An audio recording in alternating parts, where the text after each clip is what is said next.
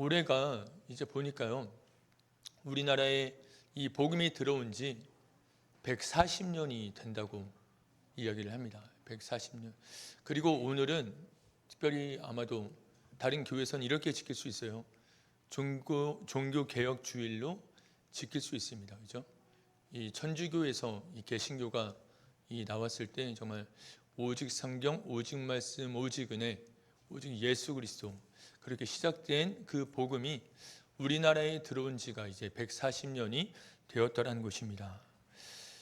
이 1885년에 이 4월 5일에 아펜젤러 언더우드가 이제 복음을 들고 와서 우리나라의 개신교가 이제 본격적으로 시작이 된 것입니다. 이 먼저는 이 1866년에 여러분 토마스 선교사가 성경을 전해준 일이 있었습니다. 성경을 전해주었고 그것을 통해서 믿는 자도 일어났지만 정확한 선교사를 통한 그 선교는 1885년 4월 5일 그때부터 이제 시작이 되었다는 거죠. 아펜젤로와 언더우드를 통해서 이제 복음이 이 땅 가운데 들어왔고 이 복음은 계속적으로 성장을 했습니다. 그죠? 처음엔 단지 0.000 1%에서 시작을 해서 여러분 그 조사를 해보니까요.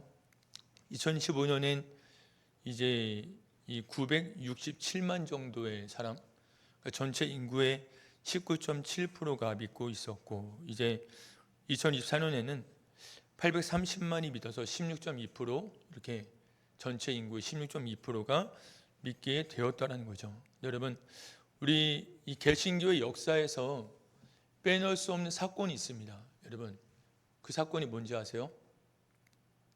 우리가 옛날에 이 찬양도 많이 있었는데 어게인 1907 여러분 이 찬양 다 잊어버리셨군요. 예.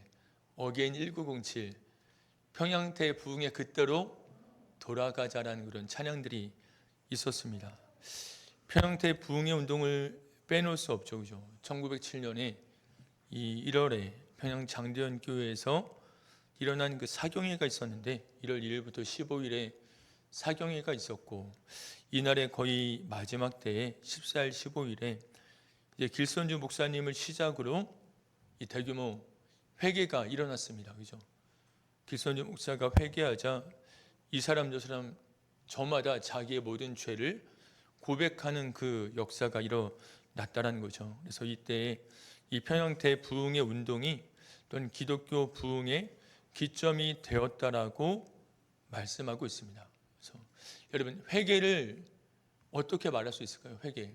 이 당시에 일어났던 회개.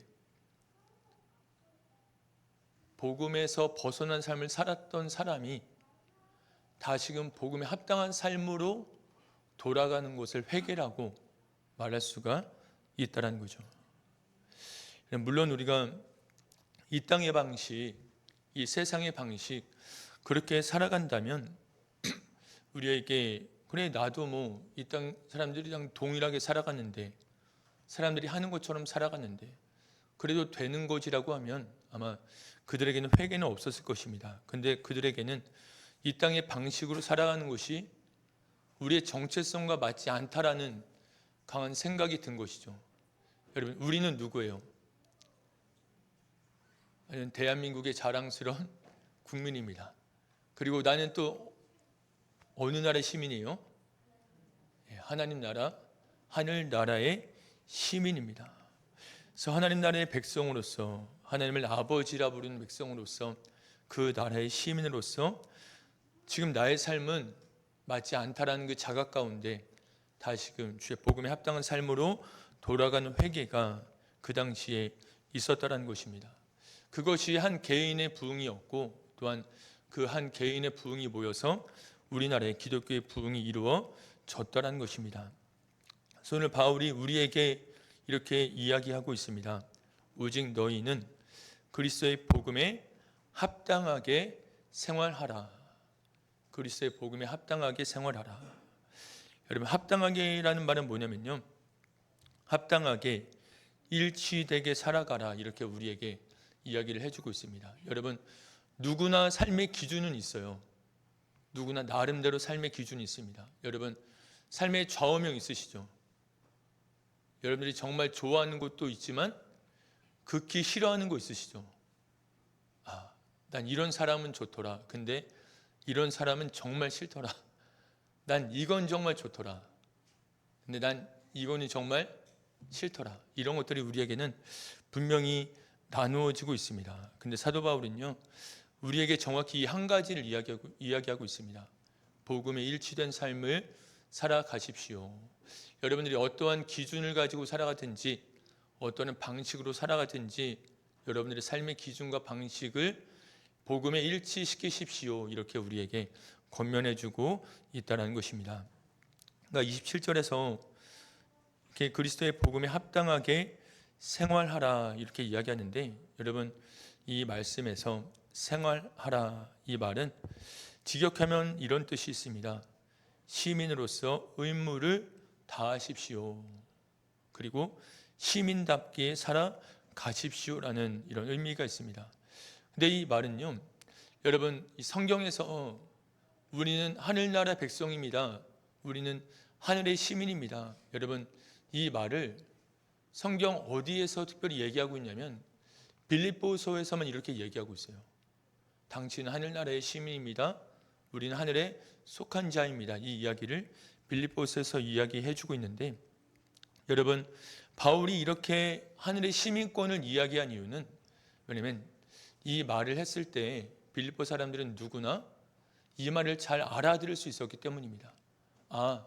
우리는 하늘의 시민이지, 이것을 잘 이해할 수 있었기 때문입니다. 그것은요, 이 당시 빌립보 도시의 특징을 보면 우리가 잘 이해할 수 있습니다. 원래 이 빌립보는요, 리디아의 보잘것없는 수도였습니다. 그러니까 알렉산더 대왕의 아버지 빌립 대왕이 그 도시를 정복하고 자기 이름을 따서 붙인 거예요. 자기 이름을 따서 빌립보라고 명명했습니다. 근데 이제 기원전 42년에 이 땅을 이제 옥타비아누스 장군이 안토니오 장군을 무찌르고 이 땅을 차지하게 됩니다. 그러면서 이 땅에 있는 사람들에게 이제 이 땅에요, 이 빌립보 이 땅에 이 로마에 이 공을 세웠던 군인들, 퇴역한 군인들을 이 땅에 보내게 됩니다. 그래서 전쟁의 공신들, 장군들, 퇴직한 장군들을 이 땅으로 보내주면서 이 땅을 로마의 식민지로 삼았다는 거예요. 그러니까 빌립보 이 땅은 로마에 속해 있는 땅은 아니지만, 로마 밖에 있는 땅이지만 로마의 식민지로서 그런 로마의 분위기가, 로마의 문화 풍습이 있는 땅이었다라는 거죠. 그리고 더불어서 이렇게 했다고 이야기를 합니다. 그 땅에 있는 사람들에게는 로마의 시민권을 나눠 주었다라 그래요. 그러면서 이제 그들에게 이렇게 교육을 했다라 그러죠. 당신들은 로마의 시민입니다. 그러니까 당신들은 로마의 시민답게 살아가십시오. 로마의 시민답게 품위를 지키십시오. 그 당시에 가장 강대국은 로마였죠, 그죠? 그런 것처럼 로마 시민의 자부심을 가지십시오. 로마 시민의 품위를 지키십시오라면서 그 땅에 있는 사람들에게 이러한 교육을 했다라는 거죠. 그러면서 그들은 로마에 있지 않았지만 로마의 시민처럼 살아갔어요. 로마의 시민처럼 살아가는 그들에게 더욱더 로마의 시민답게 살아가도록 이런 교육들을 하고 있었다라는 거죠. 그러니까 이 땅에 살아가는 그리스도인들은 이런 이야기를 계속적으로 들었다라는 것입니다. 빌립보에 사는 사람들, 이 땅에 있는 우리들, 우리는 로마의 시민답게 살아야 되는 것이구나. 그런 이야기들을 끊임없이 듣고 있을 때 그런 그들에게 바울은 이렇게 이야기를 하는 것이죠. 물론 우리는 이 땅 가운데서 로마의 시민답게 살라는 이야기를 듣고 있습니다. 근데 저는 여러분들에게 이렇게 이야기를 합니다. 복음에 합당하게 생활하십시오. 왜냐하면 우리의 시민권은 하늘에 있기 때문입니다. 그래서 빌립보서 3장 20절에서 바울이 이렇게 이야기한 것이죠. 우리의 시민권은 오직 하늘에 있는지라, 이러면서 로마의 시민권을 계속적으로 이야기하는 이때에 바울은 이 그리스도인들에게 하늘의 시민권을 이야기해 주고 있었다라는 것입니다. 여러분, 그래서요, 그래서 우리가 이 말씀을 바라보면서 이 바울은 그들에게 복음에 합당한 생을 하라고 권면하고 있는데, 여러분 생각해 보면, 여러분 그리스도인들은 어떤 사람들인가요? 그리스도인들은 어떤 사람이다? 자, 오늘 우리 교회 등록을 했어요. 그죠? 그래서 그리스도인이 되었다. OX. O도 될 수 있고 X도 될 수 있지만 중요한 답은 뭐예요?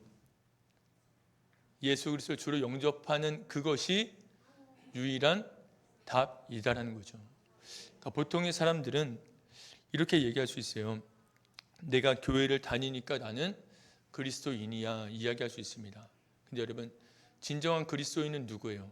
어떤 외적인 것이 아니라 예수 그리스도를 주로 고백하는 그 사람이 그리스도인이다라는 것입니다. 교회에 출석해서 그리스도인인 것이 아니라 내가 예수를 그리스도로 고백하고 있다라면 그 사람이 그리스도인이다라는 거죠. 그래서 그리스도인은 예수 그리스도를 영접한 사람이고, 이제 그는 하늘의 시민이 되었습니다. 그죠? 하늘의 시민이 되었고, 하나님을 나의 아버지라 부를 수 있는 사람이고, 또한 이 땅 가운데 살아갈 때 나의 아버지 되시고 목자가 되신 주님의 인도하심과 보호하심 가운데 살아갈 수 있습니다. 더불어 우리에게는 성령을 주셨어요. 그죠? 내 안에 계신 성령님, 그분의 이름은 돕는 자입니다. 우리 믿는 자들이 이 땅을 살아갈 때 도우시는 분으로 우리와 함께 해 주신다는 것입니다. 특별히 여러분, 자녀의 신분을 가지면 우리는 천국에 들어간다라는 확신을 가지고 이 땅을 살아갑니다. 네, 그렇지만 여러분, 나의 신분은요, 우리의 행실로 또한 증명이 될 수 있다는 거죠. 여러분, 제가 목사여서 이 강단에 서서 목사처럼 목사 가운을 입고 그래서 목사라고 불리는 것이 아니라, 제가 진짜 목사라면 여러분, 추리닝을 입고 있어도, 추리닝을 입고 운동화를 신고 있어도, 운동장이 있어도 어떻게 보여야 진짜 목사일까요?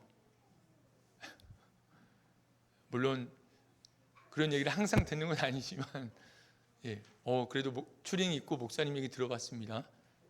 한번 들어봤어요. 그럴 때야 진정한 그리스도인이다라고 할 수 있다라는 거죠. 그러니까 바울은 우리에게 이렇게 이야기해주고 있어요.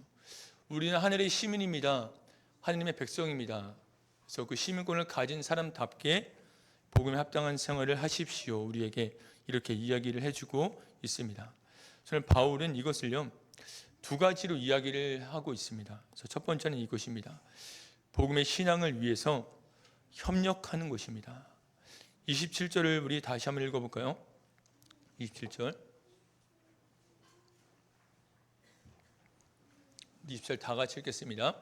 오직 너희는 합당하게 생활하라. 이는 내가 너희에게 가보나 떠나 있으나 너희가 한 마음으로 서서 한 뜻으로 복음의 신앙을 위하여 협력하는 것과. 아멘. 17절에서 우리가 이 두 가지 단어에 집중을 해보았으면 좋겠습니다. 첫 번째는 뭐냐면요, 서서입니다. 서서.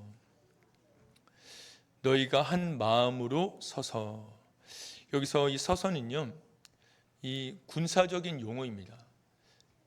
바울이 지금 이 빌립보 지역에 군사들이 많이 있다고 했잖아요. 퇴역한 군인들이 왔고, 그죠? 전쟁 용사들이 왔고, 그렇기 때문에 군인들의 이야기를 하면 또한 이들이 쉽게 이야기를 할 수 있습니다. 그래서 이 서서란 뜻은 군사적인 용어로 이야기를 하고 있어요. 여러분, 군인들이 이제 싸움을 치열하게 합니다. 그죠? 공격하고 수비를 해요. 근데 여러분, 과거에는 어떻게 싸웠나요? 오늘날처럼 미사일 버튼 한번 누르면 되는 게 아니고 드론을 가지고 싸우는 전쟁이 아닙니다. 과거는 어떻게 싸웠어요? 여러분, 혹시 300이나 이런 영화 보셨나요? 로마 군사들이 진영을 갖춰서 이렇게 싸우죠. 근데 진영을 갖춰서 싸우는데 그 진영 가운데 있는 병사가 이 전쟁이 무섭다 하여서 그 자리에서 이탈해요. 그 자리에 서 있어야지 방어가 되고 공격이 되는데 내가 서 있어야 될 그 자리에서 이탈합니다. 그러면 여러분 그 싸움에서 이길 수 있을까요? 이길 수 없습니다. 도리어 그 싸움에서 이길 수 없을 뿐만 아니라 그가 그 자리를 이탈한 것 때문에 다른 제대로 서 있는 그 사람들까지도 피해를 볼 수 있고 목숨을 잃어버릴 수 있다는 것입니다. 그래서 빌립보에서 바울은요, 이들에게 이렇게 이야기를 하고 있는 것입니다. 우리가 지금 서 있는 자리를 굳게 지키란 이야기를 우리가 하고 있다는 거죠. 여러분들이 서 있는 자리는 지금 어디세요? 저는요, 지금 강단에 목사로서 서 있습니다. 제가 오늘 이 자리에서 이탈한다면 어떻게 될까요? 그죠? 오늘 말씀은 전해지지 않겠죠. 만약에 오늘 차량 운행하시는 분이 그 자리를 이탈했다면 지금도 발을 동동 구르고 그럴 분들이 있을 것입니다. 우리 한 사람 한 사람이 각자가 서 있는 자리가 있습니다. 안내 자리가 있고 식당 봉사의 자리가 있고 찬양 인도의 자리가 있고 엔지니어의 자리가 있고 또한 저도 서는 이 자리가 있습니다. 여러분, 이 자리에서 이탈한다라면 우리의 이 예배는 오늘 들어지지 못하는 것처럼 우리 성도 한 사람 한 사람이 내가 서 있는 그 자리, 오늘 우리가 예배를 비추어서는 그런 자리가 있지만 여러분들이 살아가는 삶의 자리가 있습니다. 내가 서 있는 자리 어디예요? 저 아빠와 남편으로 있어요. 집에서는 잘해야 되는데 잘 못할 때 있지만 여러분 서 있는 자리 어디 있습니까? 가정에서 어머니와 아내로 있고 남편과 아버지로 있고 그리고 일터에서도 여러분들의 자리가 있죠. 여러분 그 자리를 내가 무단 이탈합니다. 그 자리를 지키잖아요. 그러면 어떻게 돼요? 황수 집사님은 맡겨진 아이들이 외톨이가 될 것이고, 그죠? 우리 이성진 집사님은 맡겨진 사업장 자리가 혼란스러울 것이고, 그죠? 그러니까 우리가 각자 한 사람 한 사람이 그 자리를 지켜야 될 것을 이야기해주고 있다는 것입니다. 내가 그 자리를 지킬 때 모두가 지켜질 수 있다는 것입니다. 그러면서 또 한 가지 이렇게 이야기를 해요. 서서 복음의 신앙을 위하여 협력하는 것과 이 협력을 이야기를 하고 있습니다. 여러분, 이 협력이란 단어에는요, 우리가 스포츠를 예로 들면 이해하기 쉬운데 이 한 가지 목적을 위해서 분투한다라는 뜻이 있습니다. 여러분, 분투한다. 한 가지 목적을 위해서 분투한다. 여러분, 이 말을 보면서 협력하는 것에 가장 잘 나타난 운동 종목이 뭐냐면 미식축구입니다. 미식축구. 여러분, 미식축구 좀 저희 규칙은 잘 몰라요. 근데 공 들고 막 뛰더라고요. 단순하죠. 공 들고 뛰어요. 근데 공 들고 뛰는데 여러분 그 팀이 어떻게 해요? 공 든 사람이 끝까지 달려갈 수 있도록 어떻게 해줘요? 정말 미식축구 선수를 몸집이 장난 아닙니다. 왜 장난 아니냐면 공을 든 사람을 상대편이 넘어뜨리려고 하고 잡으려고 하잖아요. 또 공을 빼앗으려고 하잖아요. 그러면 우리 편은 어떻게 해요? 다 몸으로 다 때웁니다. 이 공을 잡은 사람을 잡으려고 한 사람을 몸으로 밀치고 공을 잡으려고 하는 넘어뜨리려고 한 사람을 몸으로 밀칩니다. 그러니까 그 한 사람을 위해서 모든 팀원이 다 협력을 하는 거죠. 네, 그 한 사람이 되게 다른 사람이어서가 아니고 그 한 사람이 대단해서가 아니고 그 공이 어디까지 가야 되는 거예요. 우리 끝에 종점 엔드라인까지 가야 되는 것입니다. 그러니까 누가 공을 잡든지 모두가 그 사람을 보호하는데 그 사람의 끝까지 달리는데 도움을 준다라는 것입니다. 그래서 여러분 우리가 하는 일이 뭐예요? 우리가 이 땅 가운데 복음을 전하는 일을 하는 거죠. 어떻게든 이 복음이 그들에게 전달될 수 있도록 그들에게 다다를 수 있도록 이 성현교회의 복음이 전해질 수 있도록 우리가 힘을 모아서 협력을 하는 것입니다. 누군가는 눈에 보이는 협력을 할 수 있어요. 나가서 복음을 전할 수 있습니다. 담대하게 복음을 전할 수 있어요. 또한 누구는 이 복음을 증거하는 데 있어서 필요한 것을 공급할 수 있습니다. 필요한 전도 물품을 공급할 수 있고, 또한 누군가는 전도 물품을 준비하는데 힘을 보탤 수 있고, 또한 누군가는 이 전도를 위해서 기도할 수 있는 것입니다. 이 각자가 내가 할 수 있는 것으로 힘을 모아서 협력하는 것이죠. 여러분, 교회를 몸이라고 이야기하잖아요. 몸. 몸은요, 협력하지 않으면 되지 않습니다. 지금 제가 막 말씀을 전하고 싶어요. 하나님은 저에게 지어지시고 주고 막 영감을 주세요. 근데 제 입이 협력하지 않습니다. 무언의 설교 들어보셨어요? 무언의 설교. 말이 안 되죠, 그죠? 협력하지 않으면 아무것도 이루어지지 못하는 것처럼 여러분, 우리 교회도 그렇고요, 믿음의 삶도 그렇습니다. 협력을 해 나가야 된다는 것입니다. 근데 이것은요, 우리에게 이러한 도전을 줘요. 여러분, 우리 신앙생활은 하나님만 바라보며 하는 것이 아니다. 신앙생활은 서로가 협력하며 해 나가는 것이다.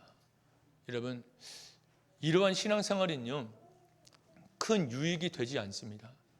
혼자 와서 그냥 말씀 듣고 은혜 받고 그 다음에 혼자 삶의 자리로 돌아가는 것, 이것은요 큰 유익이 되지 않습니다. 내가 은혜 받아요. 하나님 말씀이 내게 주신 은혜를 내가 받습니다.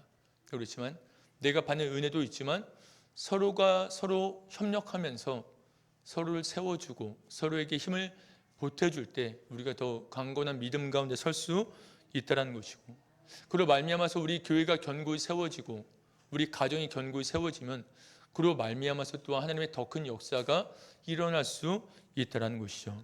그래서 여러분, 바울은 우리가 지금 내가 있는 그 자리에 견고히 서서 또한 협력할 것을, 서로가 협력할 것을 이야기해 주고 있습니다. 여러분, 오늘의 예배 자리도 협력이 없이는 될 수 없어요, 그죠? 엔지니어가 협력하지 않으면 제가 아무리 큰 소리 쳐도 여러분들은 귀만 따가울 뿐입니다. 그럼 우리 한 사람 한 사람 각자가 협력을 통해서 아름다운 하나를 이루어 간다는 것을 우리가 기억하면서 믿음 가운데 복음 가운데 서 있었으면 좋겠습니다. 그리고 마지막으로 우리 복음에 합당한 생활은 어떤 것인가? 어떤 것이냐면 여러분, 그리스도를 위하여서 기꺼이 고난받는 삶입니다. 29절을 우리 한번 다 같이 읽어볼까요? 29절 다 같이 읽겠습니다. 그리스도를 위하여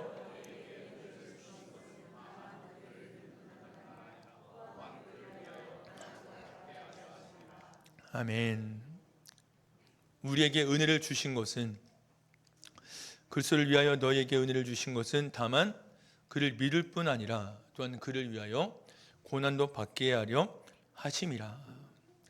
이 말씀의 반절은 너무 좋아요, 그죠? 반절 뭐예요? 은혜를 주신 것은 그를 믿을 뿐 아니라. 여러분, 우리에게 예수를 믿는 은혜를 주셨습니다. 여러분, 예수 믿는 거 내 힘으로 돼요? 아, 난 예수님 믿고 싶어. 믿으면 그렇게 좋대. 내 힘으로 돼요? 안 됩니다. 어떻게 돼요? 믿음도 선물이에요. 성령님께서 내 마음을 감동시켜 주시지 않으면 선포된 복음을 내가 받아들일 수 없는 것입니다.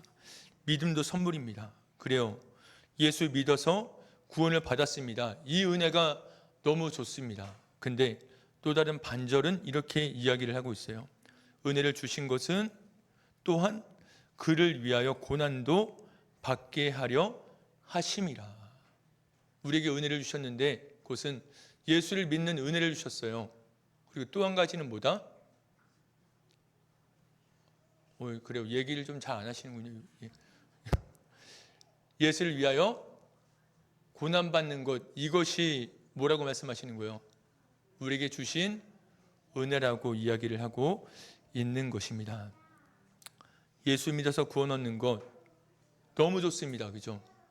예수를 위하여 고난 받는 것 너무 좋습니다. 예, 아멘 안 하고 계세요? 계속. 예. 그래서 우리가 보통 이 줄곧 반절만 생각하는데 이렇게 이야기를 하는 것입니다. 예수를 믿어서 구원받는 것이 은혜입니다. 그리고 그런데 그리스도를 위하여 고난을 받는 삶의 자리까지 가는 것이 은혜라고 이야기를 하고 있는 것입니다. 여러분, 제가 먼저도 얘기했어요. 그죠? 우리나라에 복음이 들어온 지가 140주년이 되었는데, 여러분 정말 예수 그리스도를 나의 구주로 고백했던 사람들, 그저 은혜를 받았어요.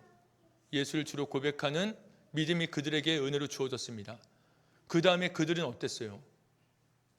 예수를 나의 주로 고백했기 때문에 그들은 고난을 당했습니다. 여러분, 순교지가 정말 요즘에 순교지 생기고 있습니까? 순교자가 없기 때문에 그 고난의 시대 때 믿음을 지킨 사람들, 그들이 순교자입니다. 그죠? 그래서 순교자는 이제 끊어지고 없는데, 여러분 오늘의 이 말씀은요, 이 고난은요, 우리가 그들과 같은 순교자가 되라는 말은 아닙니다. 오늘날 우리가 예수를 믿음으로 인하여서 당할 수 있는 고난, 여러분 사도 바울은 이렇게 말했어요. 내가 내 몸에 예수의 흔적을 가졌노라. 그럼 사도 바울이 어떤 고난 당했습니까? 40에 하나 감하는 태형을 당했고, 돌로 맞았고, 수없이 굶고, 잠 못 드는 어려움들을 당했습니다. 근데 바울이 내 몸에 예수의 흔적을 가졌대요. 근데 신기한 건 뭐냐면요, 우리가 받는 형통과 축복, 그거는요 우리 몸에 흔적을 남기지 않습니다. 근데 우리 몸의 흔적은 무엇으로 남아요? 무엇이 우리 몸에 흔적을 남겨줘요? 고난이 우리 몸에 흔적을 남겨준다는 것입니다. 내가 예수 믿어서 잘 되는 것, 그 흔적으로는 사람들이요 예수를 볼 수 없어요. 근데 내가 예수를 믿음으로 말미암아서 당하는 고난, 그것을 가지고 세상은 예수를 발견할 수 있고 예수를 볼 수 있다는 것입니다.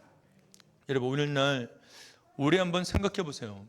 내가 복음에 일치된 삶을 살아가고 있는가? 이곳은 내가 복음 때문에 고난을 당하고 있는가? 생각해 보면 내가 예수 믿어서 받는 손해를 감당하고 있는가? 한번 생각해 보십시오. 여러분 내가 예수 믿기 때문에 물질적인 손해 여러분 감당하셨나요? 내가 예수 믿기 때문에 내가 직장 안에서 있는 불이익들, 예수 믿는 사람이 왜 저래? 또 내가 예수 믿기 때문에 또한 친구들과 또 사람들의 어떤 따돌림과 같은 것들, 배척들 여러분 당해 보셨습니까? 물론 이러한 고난들 우리가 없을 수도 있어요. 근데 저는요, 다만 이것이 없었다라면 이 한 가지를 저는 이야기를 해드리고 싶습니다. 뭐냐면요, 예수로 인해서 내가 복음을 이용해서 받을 수 있는 특혜를 거절할 수 있는 삶, 그건 무엇이냐면, 여러분 저는 이런 경우를 간간히 보게 됩니다. 만약에 여러분들에게 청탁이 들어와요. 누군가의 청탁이 들어와요. 내가 아는 사람, 집사님의 청탁이 들어옵니다. 권사님의 청탁이 들어와요. 목사님의 청탁이 들어와요. 그럼 여러분 그런 거 복음에 합당한 삶 살려면 어떻게 해야 돼요? 거절해야 되죠. 근데 거절하지 못하는 경우를 많이 봐요. 왜요? 내가 이미 그 유익을 경험했기 때문에. 제가 우체국을 한번 간 적이 있었는데 서성교회 집사님을 만났어요. 순번이 있잖아요. 번호표 있잖아요. 번호표 들고 있는데 목사님 오세요. 빨리 오세요. 안 돼요. 저도 이렇게 강하게 할 수 있었어야 되는데 그렇게 하지 못했던 경우의 수도 있었습니다. 왜냐면 근데 보세요. 근데 내가 그 자리에 들어가면 누군가는 손해보지 않을까요? 어때요? 내가 그런 것들 이용해서 유익을 누리게 되면 누군가는 손해를 보게 된다는 거죠. 다만 작게는요, 이러한 것마저 우리가 하지 않으면 좋겠다라는 생각합니다. 같은 믿음의 지체들이에요. 집사님이 저기 계시고 여기 계시고 어디 병원의 원장으로 계셔. 뭐 이러면 정말 막 아프면 연락하고 싶잖아요. 막 특혜를 받고 싶어요. 근데 우리가 누릴 수 있는 것들을 포기하는 것 자체만으로도 이것은 우리가 세상에 예수 믿는 사람이다라는 것을 보여줄 수 있는 모습이다라고 저는 생각이 됩니다. 그래서 하나님이 맺어주신 인연을요, 우리 믿음의 관계 속에 있는을 우리의 유익을 위해서 사용하지 않았으면 좋겠습니다. 왜냐하면 나의 유익은 분명히 누군가의 불이익이 될 수 있어요. 그것은 누군가에게 불공평이 될 수 있습니다. 그래서 우리가 복음에 합당한 그런 삶의 모습으로 살아가는 우리 한 사람 한 사람 되었으면 좋겠습니다. 여러분, 오늘 사도 바울은 우리에게 이렇게 말씀하고 있습니다. 군사처럼 담대히 서 있으라고 이야기를 했어요. 그죠? 내가 서 있는 자리, 내가 복음의 방식으로 살아가야 될 삶의 자리가 있습니다. 그죠? 가정에서, 일터에서 삶의 자리를 우리가 지켰으면 좋겠고, 또한 우리가 복음을 위해서 연합을 잘 이루었으면 좋겠습니다. 저는 계속적으로 우리 교회 1주년을 생각하지 않을 수가 없는데, 그죠? 우리 교회 복음을 위하여서 연합을 해왔기 때문에 오늘처럼 이렇게 1주년을 맞이하기까지 정말 건강하게 자라고 성장해 주었다는 거죠. 여러분, 그런 것처럼 여러분들의 이 삶의 자리에서 복음을 위해 우리가 연합해 나가는 삶이 되었으면 좋겠습니다. 그래서 우리 교회가 든든히 세워지는 것처럼 그럴 때 우리의 가정과 일터가 또한 든든히 세워짐을 우리가 목도할 수 있을 것입니다. 또한 더불어 우리가 복음을 위하여 당하는 고난, 여러분 은혜로 구원받았어요. 그것은 반쪽입니다. 그 하나의 반쪽은 무엇이다? 예수를 위하여 받는 고난을 내 것으로 우리가 감당할 수 있어야 되겠다라는 것입니다. 그러니까 복음 때문에, 예수 때문에 당할 수 있는 불이익들 우리가 감당할 수 있으면 좋겠고요. 더불어 우리가 능히 불합리하게 취할 수 있는 이익을 우리가 또한 내려놓을 수 있는 자들이 되었으면 좋겠습니다. 그럴 때 우리가 사도 바울이 정말 내 몸에 예수의 흔적을 가졌다라고 말하는 것처럼 내가 예수 때문에 고난을 당할 때 그때 예수의 흔적이 나타날 것이고 나로 말미암아서 예수를 믿는 자들이 또한 일어날 줄로 믿습니다.